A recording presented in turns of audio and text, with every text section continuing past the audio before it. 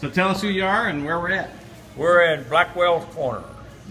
And you are? James Dean's last stop. My name is Kazi Detloff. I'm the owner of Blackwell. Now, what do we have here in the case? This is, from as far as I know, is the goggles that James Dean wore most of the time. But that day of his accident, I don't believe it. So far, with people I talked to and everything, they think it was in the car and was lost at the scene. The car had been picked up, both cars had been moved, and this family from Fresno stopped by. Grandma, Grandpa, and their daughter stopped by, and they were going to Pismo Beach. And then they stopped, picked up, first Grandma picked up a hubcap. And she claims in this letter right here that it was a Porsche hubcap, but Porsche don't have hubcaps. So it was probably the Ford hubcap. And because it was right in the spot where that the front end of the car had hit James Dean. So that hubcap was there, but Grandpa made her put it down. So she did, being a nice lady and all that good stuff, but then she picks up these, which Grandpa wasn't watching her, and all of a sudden it goes into the purse. And she got home with it.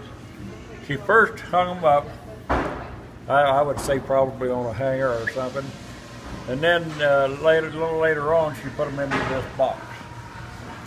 And as far as I can tell from what her granddaughter told me and everything else, they went into this box and been there for 62 years in a closet. Inside of a box, a cardboard box about 2 by 2, and then I've got a whole lot of different setup for the newspaper and all that good stuff that was in the box too. But these actually came from out of his car apparently. So that's where they found it at the scene of the accident. And how did you get them? She come in about in December of 2017, and she was telling me that she had something that I would be interested in. And I said, well, okay. The lady and her husband was about almost as old as I am. You know, I'm 82. So almost 29. Yeah, almost 29. But anyway, somebody telling a story like that and coming out of their way on 46 to here, and they're from Fresno. So I said, well, it had to be legit. And they brought these down about 2 weeks later. Oh, yeah. And I went in, we talked about it in the whole 9 yards. I said, well, I don't know that they ever do any good. You know, I said, you probably sell them, but I said, I don't think I'd just put them on display. And so that's where they're at. This is bulletproof. That's bulletproof glass? Bulletproof. Supposed to withstand. That's good. I was kind of worried about that when I first saw it. You're not going to break that. There's nothing in the world going to break that. You probably couldn't get through it at 45. But it was special done, you know. Yeah. But, so they just gave them to you, or? She actually, I gave her $100, you know, for her trip down here and all that good stuff. And I told her, I said, if I ever make any money with it, you know, or if I think I'll sell them or anything like that, I'll give you half. And I've got her address and all that good stuff. But I don't think so. I'm going to leave them right here on this wall and for everybody to look. Yeah, this is a great display. Now, somebody did take a picture of all of these pictures here. Lee Raskin sent me these pictures. Okay. The author of these 2 books. So Lee sent you the 2 big pictures? Yeah, you know, those 2, the 2 over there, and then these are his books. In the books right for here. Lee, yeah. And he sent me that just for proof that James Dean did use those goggles. Right. As you can see, those he's very nearsighted from what I understand. Right. And so he has his glasses on here, and he's wearing the goggles. So he did. Apparently, it must be a true story. Yeah.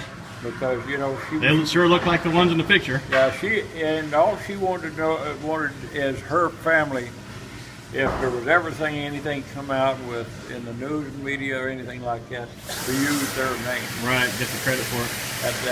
Her grandma was the one that found them. Yeah. Grandma passed away, left her daughter that was with them, the farm, Yeah. and then the granddaughter inherited the farm about 2 years ago.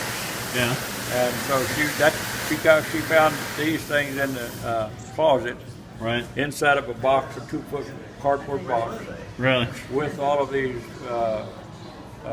newspaper items, you know, that is here. I still got a few in there I haven't got up yet, Oh, that's awesome.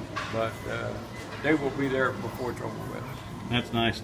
But no, that's quite a story, but Yeah, from that's all I amazing. can say, it looks to me like it's true.